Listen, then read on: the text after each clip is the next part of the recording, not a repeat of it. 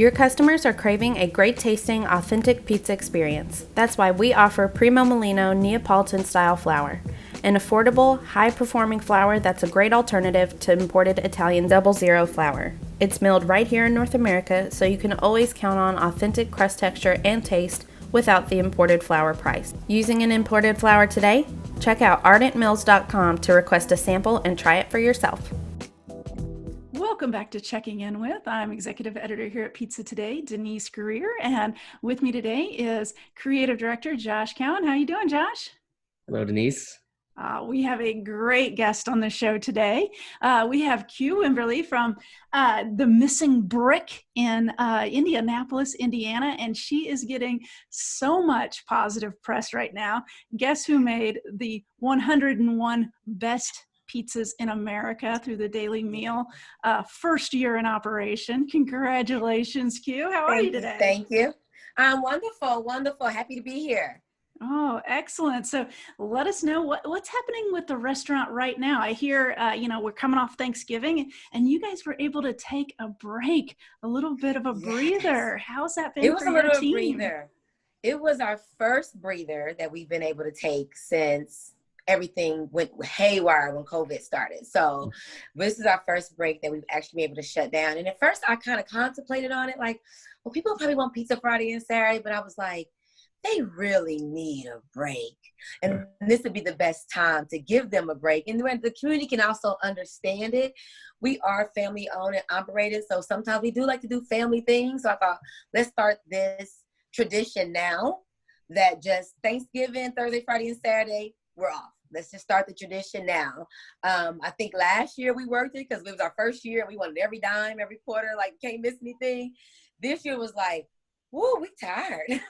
I get that. Giving them that breather. So we come back tomorrow stronger, more ready, more organized, rested to finish up our year strong. So that's the goal. Yeah. So, how did your team respond to that? My youngest son, he was like, we off? Like, he's just never used to being off. So he's like, we off? And my other people was like, oh my God, thank you. Because a lot of them want to do things with their family, but you come in, you have to work the day after. So, but my youngest son, who is a pizza fanatic, who absolutely loves the Missing Brick, was kind of confused that I was having us take the time off. But of course, when it's down to him, he's getting a break. He was like, okay. So yeah, hopefully this, like I said, gets them well rested, because I know we're looking for like a really solid end of the year with our numbers. So hopefully they're rested and ready. So you're an entrepreneur already. You already have other businesses, but this is your first time into the food. Like you guys have been open, May 2020 or what? April. Yep. So, yeah, you're right. How is this different from, other businesses that you've started and whatnot? Oh, this is work. Sitting at the spa all day, making women pretty, coming to work pretty, that's fun. The brick is work. And, it's management. And not only that, it's managing my 2 grown sons. So that was our first hurdle. They never worked with me. They're not in the spa business or anything. So they don't know this part of me. They don't know. They had to get to know a different side of their mom. And then I had to get to know them as not my children, but my adult male employees. So I think my biggest deal was management of a team. And of course, learning the industry. I have never even worked in a restaurant. I just always have visited. I love hospitality. I love that whole industry.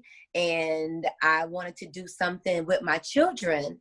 So, and I knew spa was out the business. They weren't trying to cut hair. They don't want to do anything beauty. So I was thinking they really like pizza. Like we grew up on pizza. I was a single mom. Frozen pizza was our thing. Like making homemade pizza was our thing. So I kind of thought about it and was like, I'm gonna do pizza. And we needed to do something like that here. We don't have anything like that in Indianapolis. So I was also trying to fill a hole. Like, what can we do that's not already overdone, but something different as well? So yeah, it was quite different. Like I said, coming to the spa, sitting here, being cute, talking to girls, hearing their little love stories, that's all fun. Dealing with complaints and people thinking the crust is burned and it's not, and they want it cooked well done, but don't understand well done. And then, like you said, the critiques as well, because, you know, it's like everything ain't for everyone. So I think that's different when you like book an appointment, you know the service you're going to get when you get to the spa versus trying a pizza and like, I don't know. So I think that was hard for me to learn, like, oh, you don't like it. Oh, the critics are always out there. That, you know, and getting all those reviews as well. So definitely a little bit more hard work over there, mentally, physically, but it's all going to pay off in the long run. Oh, yeah, absolutely. Your pizzas are so unique. I've went down your menu and some of them I was like, okay, I'm ready to drive to Indiana tonight. We're not too far from you, so we're only like no, you're not. So I was like the butter sauce looked like it was worth a trip alone. So how did I know you collab a lot with like other restaurants? Kind of explain how that whole thing works. So one of the things I wanted to do, the Missing Brick is all about building the community back brick by brick, not competing, but more through collaborating with other local successful businesses as well, showcasing me, showcasing them, using their platform to build me up, me using their platform as well. What I wanted to do, I came out of a area that was a food desert growing up. The restaurants that I chose to collaborate, they have restaurants in that food desert. So it was real big for me to collaborate with them first. I'll eventually spread my wings a little more, but I really wanted to bring attention to those in the inner city. The trap butter was funny, Denise, because Oya was a client here at the salon. So her laying on the bed, we're just talking, and I threw it out there, and I was like, but we really need some garlic butter. And I was like, let's do the trap butter. And that's how we came up with the trap pizza. So then she decided to create the pizza, the trap, which is basically her seafood boya on our pizza.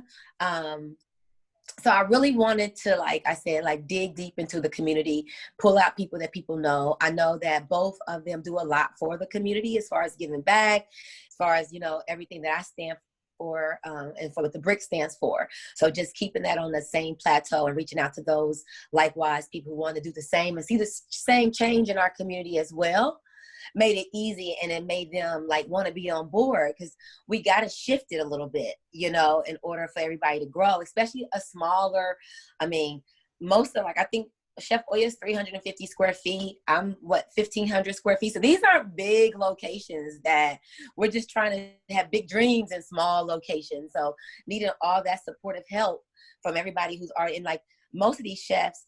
Hank's has been around 20 something years. Chef Oya has been around 5. So I kind of also needed them as well for people to kind of take me serious. Coming from the beauty world, they like, she do pizza. Nah, she do beauty. So I think that made them take me a little serious, knowing that other chefs were collaborating with the brand. So they took it serious. Yeah, that's a great And idea. I think I needed that. Yeah. Oh yeah, that's a perfect idea. And you know, I actually lived in Indianapolis for a little bit of time. I'm a Hoosier, born and bred. But when I lived in Indianapolis, the thing I noticed was the sense of community, and it's very pocketed into the neighborhoods. People are very neighborhood centric. You know, if you live in the Old North Side or the West End, or you live in different areas of town, you pretty much stick to those communities as far as spending your money in those communities. And how has that worked with opening the brick and in your community that surrounds you? Same here. I chose a neighborhood. It is very, very dense. It's in a small strip mall. It has a small brunch location 2 doors down from it. We have a cleaners at the other end. And it's called the Devonshire neighborhood, and they absolutely love this place. The Missing Brick was a barbecue joint before them. It was a pizza. I mean, it was an ice cream parlor. So lucky for the ice cream parlor, that's how we got the COVID windows. So we serve out the windows now. I noticed that window. Perfect. Yeah. um, so the neighborhood is what's going to keep you afloat. It's something that I kind of recognized as well. Just in the summertime with the patio, everybody's out having a good time. They walk their dogs up. We're dog friendly. So I think that's a big thing.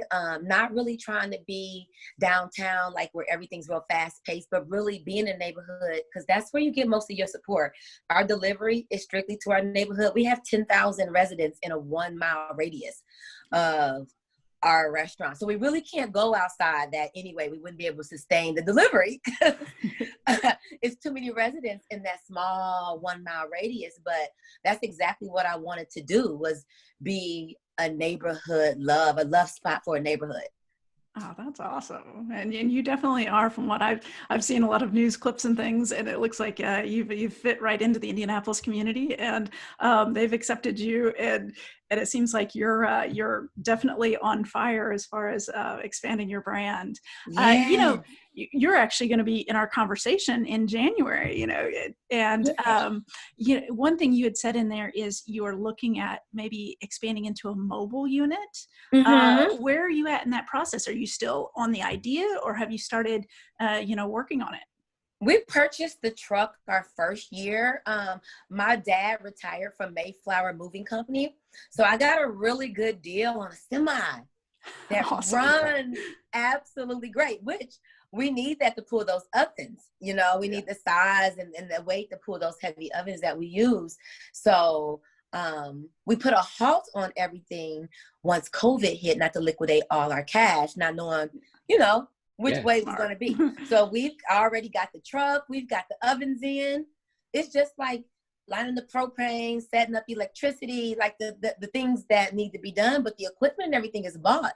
But like I said, so hopefully this next spring, when things warm back up and we can kind of get a forecast of what's going on with COVID, I can start putting that into play. Hopefully by this summer, I can pull the truck out.